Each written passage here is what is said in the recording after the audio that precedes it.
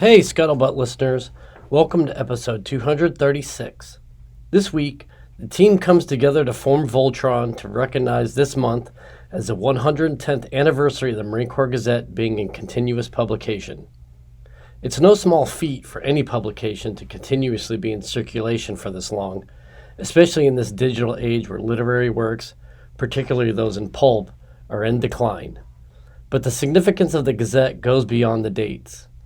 Nancy, William, and I talk about some of the significance, in particular the Gazette's role in institutionalizing maneuver warfare.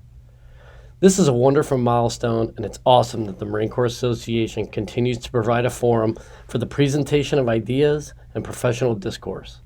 Congratulations to the Gazette staff, past and present. And to begin this recognition, we start with a few words from Gazette Editor-in-Chief, Colonel Chris Woodbridge. This is episode 236. March was when the first actual issue of the magazine was published in March of 1916, tiny little format. And of course, the first article was by then Colonel John A. Lejeune on mobile defensive advanced bases by the Marine Corps. Translate that into today's language, that's stand-in forces, that's distributed operations, that's expeditionary advanced base operations, and that's crisis response operations. And so there's a direct meaning and connection there back to those early days immediately prior to World War I. And since that time, since 1916, we've been through two world wars, a Cold War, multiple small wars, a war on terrorism, the nation's longest continuous operation in Afghanistan, and now ongoing operations in Iran. So what were they thinking back then? Why did this have to happen? Published in 1916, but the first meeting of the Board of Control, so think of that as the leadership of the Marine Corps Association, happened on January 17th, 1916, so a couple months before this was published. The Commandant was there, Colonel Lejeune made some reports, and the reports he made were about two informal meetings. This is the first formal meeting. The first informal meetings happened prior to this in 1913 and 1915, respectively. And there are almost no records of that. There's no record of the first informal meeting. There is a record of the second informal meeting. And so at the first formal meeting, read into the record, the second of these informal meetings occurred in the fall of 1915. At that meeting, it was decided that the association should publish quarterly a magazine to be known as the Marine Corps Gazette, that the work of publication should be done at the Publicity Bureau, which was a office in Midtown Manhattan, New York City, staffed by active Marines to write, edit, print, and publish all of the Marine Corps' recruiting materials and any other printed matter that the Marine Corps required. So all that work would be done at the Publicity Bureau, but all work to be done after hours. Hey, Scuttlebutt listeners. Thank you for joining us and your continued support. I'm Vic. I'm here with Nancy. Hey, Vic. And with William. Howdy, y'all. We got the band back together. Yeah, we did. And we're not necessarily on a mission from God, but we are on a mission to celebrate a milestone event here at the MCA. This month is the 110th anniversary of the Gazette being in continuous publication. And where that just sort of looks good on paper, the so what behind it is that the Commandant has mentioned it. We're in this new era, what is old is new again, where the Marine Corps is having to find its mission and figure out what it is that we are doing for the Joint Force, or not necessarily figure it out, but advertise what it is that we do for the Joint Force, so that because the discussions have come up again about, do we need a Marine Corps? We're looking at current events. The 82nd Airborne is getting ready to mobilize at the same time that MU is going, and so the discussion of ground forces at least from the Marine Corps standpoint, has always been, we're the first 96 hours. We're the crisis response force. We're the ones that are most ready when the nation is least. Now we're looking at this, and we've got an Army unit that is essentially advertising itself as being able to do what we can do, or at least fall into a mission set that is beyond what our civilian leaders see as our scope. Potentially. Maybe it's redundant, maybe it is. I just think it's significant that we're looking at an Army unit getting stood up at the same time that a Marine unit is getting put into play. And well, now you've started an interesting conversation about what constitutes, an expeditionary force and readiness. I don't think anyone with at least, two brain cells together would say that you could swap out Marine Corps and airborne forces. They do serve different mission sets. They can complement each other. 100%. And traditionally the airborne would be, securing airfields, positions much more inland, and the Marine Corps would establish that lodgement within the littorals. And like you said, they would happen essentially simultaneously in parallel, not in competition with one another. But I just find it interesting. And the reason why I think, going back to why this 110th anniversary is significant, is that many of these discussions have come through the Gazette. This month, going out in the Marine Aviation themed edition for May, we have a book review on Colonel Wiley, who was a significant part of the maneuver warfare, an institutionalizing maneuver warfare is the thing that Marines do. The Commandant has talked. I mean, he even had a essay contest via the Gazette to talk about what the MEU 3.0 is supposed to do. What is the MEU of the future? And you have a little bit of experience diving into the significance of the Gazette there, William. Yeah, as a driver of history, I did my master's thesis talking about how Marines interpreted outside influences, particularly William Lind, and how they took what a civilian and outsider from the Marine Corps was doing with pushing maneuver warfare, and how did Marines, whether they agree to disagree, respond to this outside influence. And let's kind of take it back, though. Let's bring it back to the origins and talk about sort of what was the intended purpose of the Gazette, and sort of see where it fits within the greater history of the Marine Corps. Yeah, absolutely. And so, again, why is this important? Well, I'm looking here at the very first edition, 1916. The very first Marine Corps Gazette goes out in March of 1916. Very first article is from then Colonel John A. Lejeune. But in this magazine, there's a paragraph I'd like to read here. It says, for the purpose of recording and publishing the history of the Marine Corps, publishing a periodical journal for the dissemination of information concerning the aims, purposes, and deeds of the Corps, and the interchange of ideas for the betterment and improvement of its officers and men, the undersigned hereby of an association to be known as the Marine Corps Association. And so within the Gazette, within the very first publication, we have sort of the charter, the mission statement for the Marine Corps Association writ large. And so really, I think when we look at other services or just the Department of Defense as a whole, there aren't a lot of organizations dedicated to this enrichment of thought, and there's no real professional journal within the profession of arms that allows for open, candid discussion. Without calling someone out, I just use an example of someone that we recently talked to from another service who had some very well thought out, extremely well articulated thoughts about something as seemingly benign as a service weapon.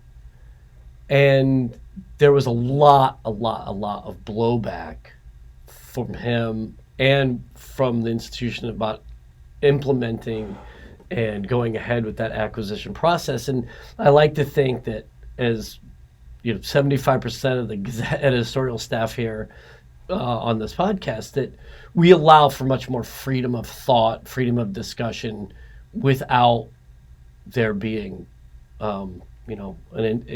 as much significant professional. Not to say that there isn't, but I think we've institutionalized as a culture this medium, if you will, to have this kind of discourse and for it to be disseminated amongst the ranks for discussion. Let's kind of do a quick fast and pass. I know you just closed the book, Vic. I'm sorry. Go to the table of contents of the very first edition and read out the list of articles, because there's a point I want to touch on. Okay, so while he's doing that, Yeah. I just have to set this up for listeners, because the old book smell is it's incredible. It's like that's such an amazing piece of history, and I'm so glad that we're not having to go online and print out a copy of that we actually have these materials saved and that we can refer back to them, and it's a nice little piece of history. Well, I think it's cool to take this look back, because the structure of these early magazines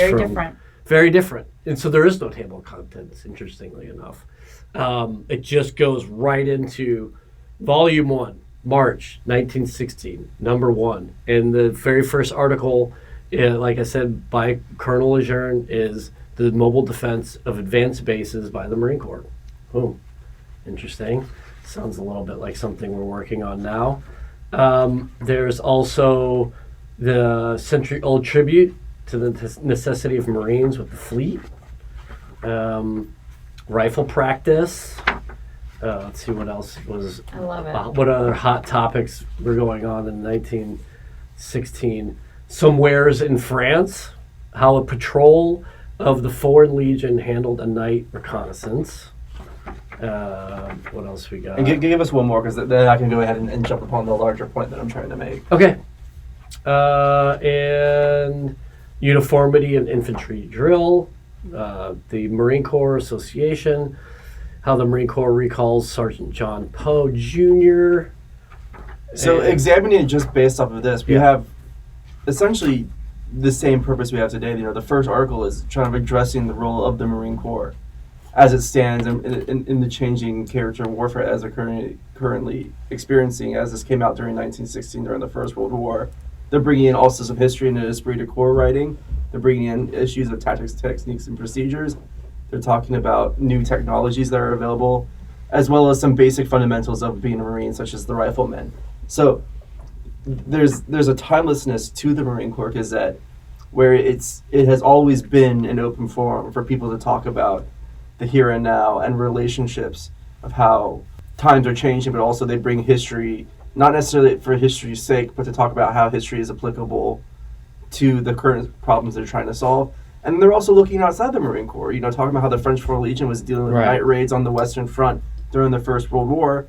It's nothing different from when we've had articles recently that talk about how some people have made the argument that what the Houthis is doing is similar to what we're trying to do with the ABO. Or even how the Ukrainians have been employing drone warfare and how they've dealt with, the incursion of the Russians and stuff. So yeah, 100%. I think that's great. There's also, as I kept looking, there was another article about British Marines, about Royal Marines in there as well. So we don't talk about them. It's the United States Marines. You're just poking at him now. Yeah. Well, but to that point, though, I think that they're, and again, I definitely want to lean into the fact that 110 years of continuous publication is nothing to sneeze at.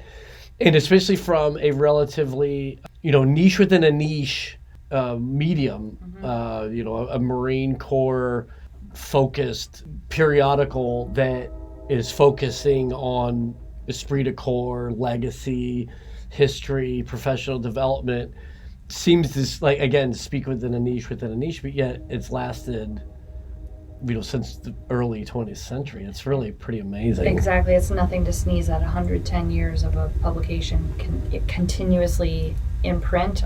That's a big deal. Yeah. So it's I think worth celebrating. Yeah, and it's not just because Marines love smelling our own farts, which we do, but there's value in having this kind of forum, and we obviously social media is the the technology that we're working with now in the world of rapid information proliferation, social media is reigning king, but it doesn't allow for that same level of Discourse. dialogue. Yeah, right. Because we are, oftentimes the attention span of the algorithmic curating is really looking at very short wave top stuff, and having things like the Marine Corps Gazette allows a deeper dive. And one thing that makes the Marine Corps different compared to other services is the fact of how experimental it has been throughout all of history. Yeah, good point. Dive bombing concepts originated with the Marine Corps. Amtrak, Amtrak, yes, there you go. And one of my favorite things when I was... Did you pay him to say that? It's just in the sauce. Okay. It's already there. Fair enough, Vig. And then, as I mentioned earlier, I'll talk a little bit about some of the research I did during my master's thesis, but also doctrinally, maneuver warfare, not only to be the doctrine of the Marine Corps, but you could argue writ large, the United States Army, as they try to adopt mission command further. A lot of those can be traced back to a lot of what happened in the Marine Corps Gazette. So for those, I've mentioned this before, I think it was my inaugural episode, I talked about this a little bit, but there was a lot of mitigating factors in different individuals who were responsible for implementing maneuver warfare in the Marine Corps. You have Colonel John Boyd, who we talked about recently with Ian Brown in his book. Yep, coming out next month. Colonel Michael Wiley was a huge driver of that, and he used the Marine Corps Gazette. Joe Schmo can write an article to the Marine Corps Gazette, and if it's well written enough, pertinent enough, relevant enough, it can be published, and then the entire Marine Corps can read it. Also, not only just the entire Marine Corps, but there's members in the defense industry who read this. There's members of the American government who read this, and a lot of voices have been amplified through this.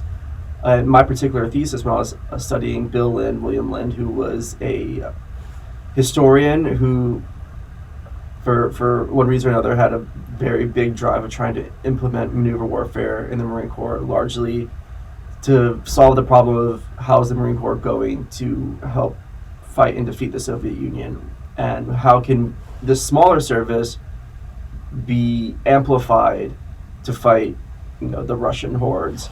And the solution to that was maneuver warfare, borrowing from a lot of concepts from World War II, World War I era Germany. And he used the Marine Corps Gazette as a way to amplify his message. And he eventually became, a staffer with Gary Hart, who was up in the Capitol. And that helps. I believe Ian Brown, in his introduction to his book, described William Lind as the promoter of maneuver warfare. And the primary vehicle that he used to do this was the Marine Corps Gazette. And then you have all these other various members of the Marine Corps writing in, because you have this outsider come in, talking a lot, writing a lot. What were their reactions? And they varied widely. Some people insulted him personally in the letters of the Marine Corps Gazette, which I thought was pretty humorous.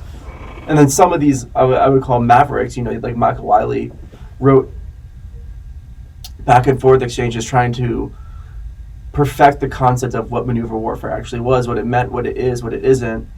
And in doing so, they created a very successful dialogue that had major institutional impacts with the Marine Corps, especially when Commandant Gray came in. I mean, you can imagine, he was there on the sidelines watching this whole debate go along. And then he became an active driver of it. Well, and in the book review that we just did of Colonel Wiley's book, that you can see in the May edition, General Gray, as he was trying to institutionalize formal education, handpicked Wiley. Is that right? Yeah. To be in there, understanding what his stances were on doctrine, because of everything that was going on with the Gazette. So, like to your point, it's not just necessarily a forum for dialogue, but these things have ripple effects in the way that people are thinking and how they're articulating their thoughts and the way that they're presenting their arguments. It matters to the entire organization, not just to a single publication. No, precisely. Yeah. Well, and what I think is so great about Gazette is the thing that makes it unique and different from Leatherneck, is the fact what you're talking about. This dissent, arguments, well-crafted, persuasive pieces. We don't do that in Leatherneck. That's not what Leatherneck is about. And I think it's referencing what you said earlier, Vic, about social media and just the kind of wave top discussions. If somebody doesn't like something they see on a social media post, it's just like the old man out on his porch, shaking his fist, telling the kids get off the lawn. That's really all that is, just one throwaway comment. So I don't think that is really a great direction for, and this is a much bigger picture, for society to be going in terms of dissent, disagreement, dialogue, and discussion. Right. So I really love that on the pages of Gazette, you've got well-crafted, well-thought dialogue discussion, and it opens the floor for civilized debate. Yeah, well, that's why we have editors, so that we don't let any, crackhead write their opinions and express themselves as they would probably like to intend them. We definitely want to encourage, rather than, like strongman arguments, right? Straw man arguments. We don't want to have this, to your point, Nancy, we don't want us to just take the most flagrant, extreme view of something that only has a very superficial application and then tear that apart. We want for the authors to argue, at least present the alternative argument in a way, and then persuade us away from it, rather than stringing something up that isn't really accurate and then tearing that. Or even if you're not persuaded away from it, that you have read through and considered a very thoughtful argument. Right. It doesn't, you don't have to change your mind, and maybe the intent isn't to make you change your mind, but just to show another perspective, right, another idea. And I think that cerebral and civil debate is something to be applauded. Just to slow it down a little bit. Yeah, to slow it down. Well, you guys are going to be celebrating your 110th next year. That's right, next year. So that's November. exciting, yeah. Yeah. And so could you just explain in a little bit more detail, like what some of the differences are, and you're on your 17th year here now? I just wrapped up my 19th year. Yeah. And so if you could talk a little bit about your experiences, looking at the Gazette, because you started off here as a journalist, right? I did. I started out as a copy editor. Well, actually, I started out as a freelancer, rewriting the copy on the website, and that was even so that would actually make this. I've hit my 20-year mark. Wow. And I came to Leatherneck in 2007, and just as a copy editor, and now I'm trying to remember what your original question was, because now I'm so old I can't remember. Just what are some of your thoughts on having seen the Gazette? From the outside looking in, not being a Marine, not being on the Gazette staff, but obviously being in its first and foremost, and I should have said this at the beginning, happy birthday, Gazette. Oh, thanks. You guys are awesome. I mean, the two magazines are very different publications, and I think that's great, and I think we complement each other. 100%, yeah. There are some things that are pitched to me, and I'm like, my response will be, that's Gazette-y. That's not Leathernecky. But as my entire adult life, I've been in print journalism, and so above all, just celebrating the idea of 110 years of a publication being in print, being relevant, people still clamoring to write pieces for you guys. I think that's so amazing, and it's definitely something to celebrate as publications fold every day. Yeah. I think it's noteworthy, and that you remain part of the conversation. You rather than part of the conversation, you all are leading the conversation in the Marine Corps. At least providing that forum. Yeah. Yes. Yes. Yeah, absolutely. And I will tell you my experiences with the Gazette. I really didn't even know about it prior to joining the Marine Corps. I mean, hell, while I was even going through OCS, it was just like, I mean, the Marine Corps was just very small to me. And then I was a year on inactive reserve while I was finishing up school, and I would go to the OSOs, check in periodically. Hey, I'm still alive, and still ready to do this thing when I commissioned. And they would have the Gazette in the recruiting office there, and so I'd see it.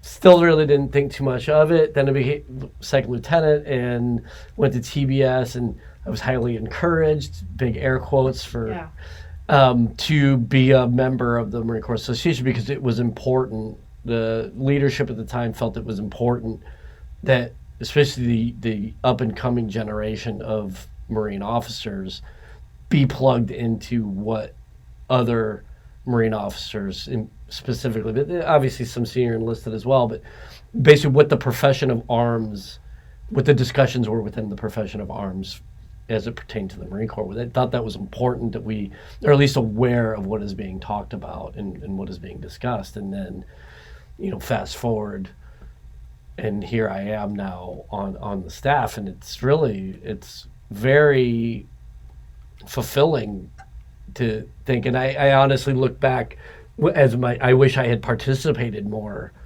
in that. It used to be a thing that commands would sort of, hey, we've got to do a Marine Corps Gazette article. I want everybody.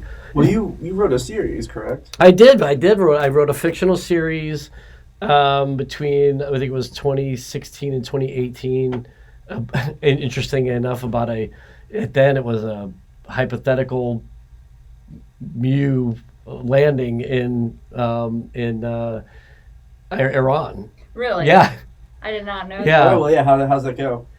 I thought it was a lot of fun. In your account of your okay. Oh, how is it going? Yeah. So the How'd it turn ACV, out? the ACV doesn't. So I had envisioned that drone technology would be basically part of the ACV suite as a forward observation for a landing force that would be coming not via ship but through Oman and the UAE. Would just go the 90 miles.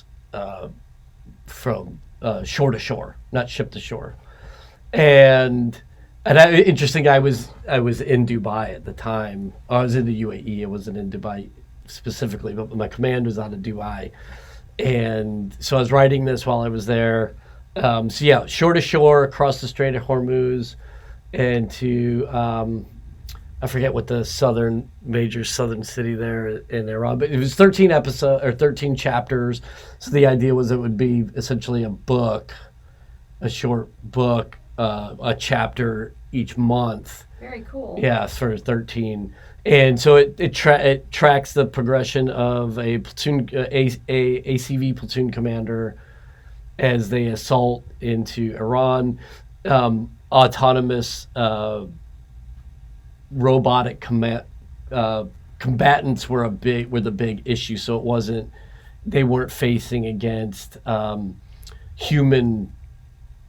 solely human opposition. It was primarily mechanized or robotic with some human Iranian forces in there, and then it sort of tracks their landing, establishing that lodgement, and then the last couple chapters fast forward to when they're doing their basically counterinsurgency and stabilization operations, and they're embedded with the pro-U.S. Iranian forces. Can our listeners go read this in the archives? Yeah, 100%. Yeah, please go check it out. It was a lot of fun to write. And looking back on it, just like anything I write, I'm like, God, I can't believe they published it. It was absolute. I feel like it needs some tightening up, but I think it's still good. So if you're a it's imaginative. member of the Marine Corps Association, you have access to this. Yeah, it's interesting. And some of the stuff archives, that I think we're using for anti-drone stuff, sort of envisioned that they would be using for ground forces against robotic combatants. That's really cool. Ways of disrupting their optics and disrupting the sort of interfaces and things rather than just taking out robots themselves. It was fun. It was a lot of fun to kind of dive into that world of what August Cole and Singer talk about with this useful fiction and diving into those worlds and just sort of letting your imagination go ham based off of things that I was seeing under development while I was at CD9 at the time. So yeah. Again, there's a space for these things, and the Gazette encourages this kind of thought, to use a colloquial term like the outside the box thinking. And I think it's important for people to exercise that part of their brains, not just the useful fiction part, but the thoughtful, well constructed argument part and the writing part. Those are all muscles to exercise. Yeah, and it's, again, to have that forum in this setting, I think is really great. And it's not to say that to undervalue what some of the other service associations are doing. We have the real benefit of what we do here being much more institutionalized and not just sort of a step sibling to what the organization is doing. And since we're outside the organization, we're also not beholden to Comstrat and PAO. We do have that latitude to be able to talk about things that maybe the Marine Corps is not so comfortable talking about, and in ways that they definitely probably wouldn't sanction if there were a uniformed PAO officer here giving us talking points. So yeah. Any closing thoughts? Any thoughts on what maybe you'd like to see over the next 110 years of publication? Journalization. Digitalization. Oh, digitalization. Yeah. Yeah, more web stuff. Yeah, we'll get that one day. We'll get there. We're working. Vanessa was just here taking some stuff, and so we're trying to use the other mediums to our advantage. We want to definitely, obviously, get the word out, not just out of an existential reasoning, but I think, again, I think there's a lot of value of what it is we do here, and it's worth letting people know and encouraging people to either come back or to check us out now. So, I don't know. I absolutely, and I think that as we were walking that road to 250 last year, that is the first time I had the opportunity to go back and look a lot at the historical content from Marine Corps Gazette. I think my previous idea was that it was solely dissent, argument, persuasive pieces, and I was pleasantly surprised to find there was a lot of great history on the pages so much. Marine Corps Gazette. I learned a lot going through that stuff, and I mean a lot of our 250 podcast content came out of things that we had scrounged up from the Gazette archives. Yes, a lot of richness there. I would encourage you, if you're listening, if you're not a member of the association, then what are you doing? What are you doing with your life? Become a member, and then you can access all those back issues because we've got them all digitized. Come join us. Yeah, absolutely. Well, thank you again for helping us celebrate this. And folks, thank you for tuning in, and we'll see you for the next 110. Adios. Bye, y'all. Bye. Hey, Marta, how you doing? Good, Vic. What's going on?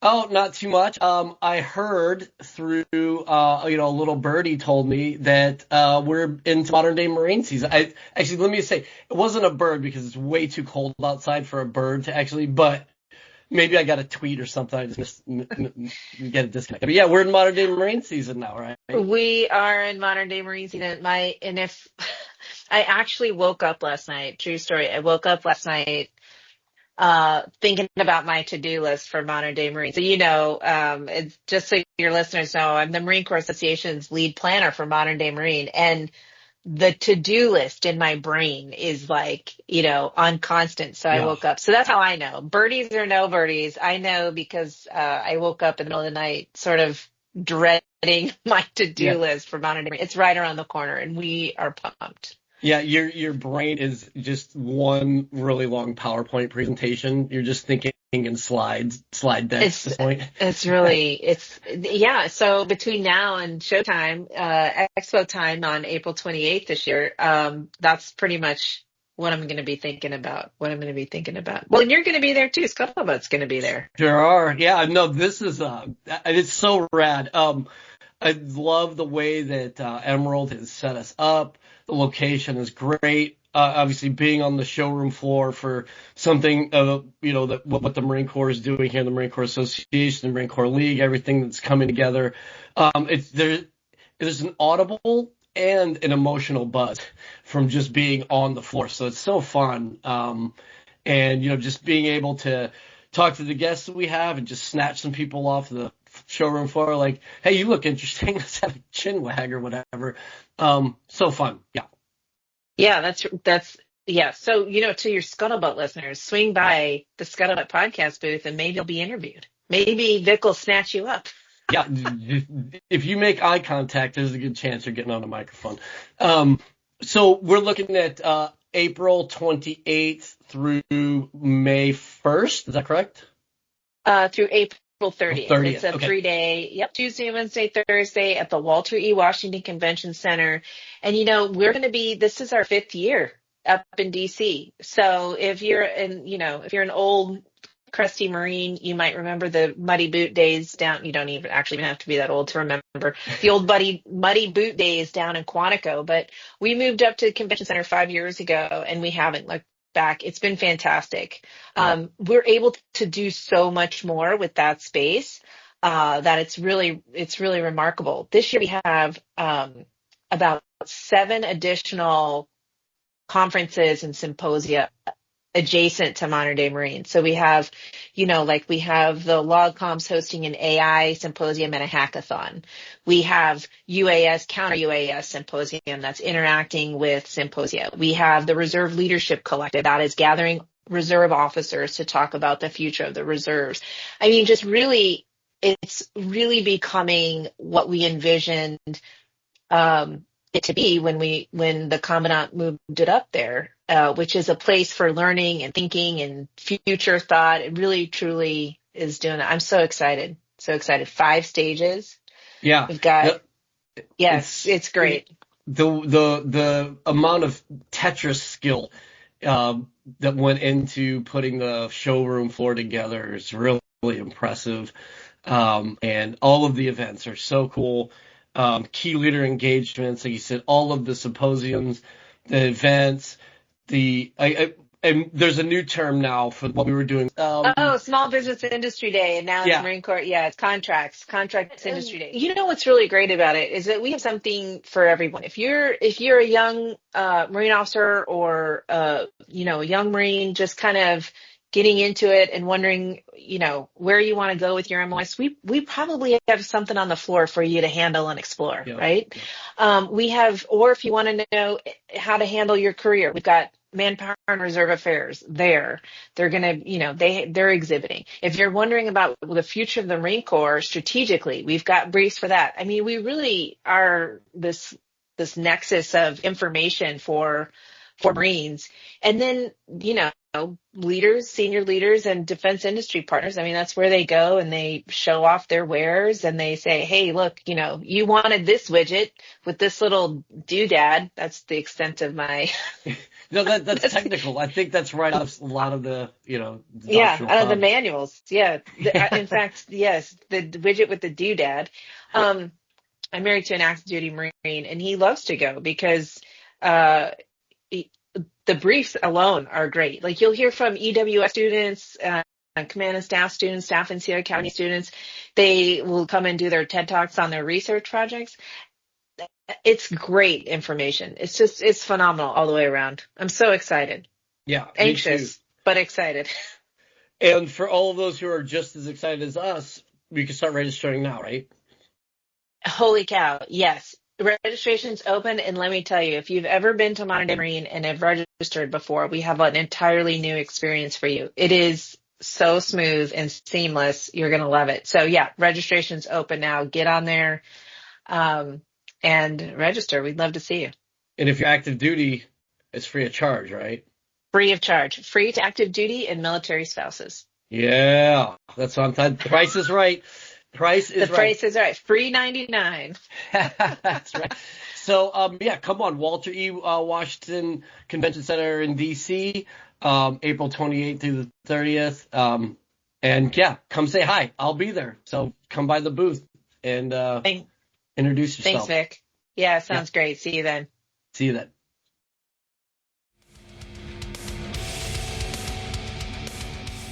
Scuttlebutt is a production of the Marine Corps Association. You have heard the voices or contributions from Major Vic Rubel, USMC retired, Nancy Litchman, William Truding, and our guest. Ty Frazier is the editor, sound engineer, and technical producer. The Marine Corps Association is not an agency of the U.S. government. The opinions expressed in this episode are the personal views of the participants and do not reflect the official position of the United States Marine Corps, the Department of Defense, or the Marine Corps Association.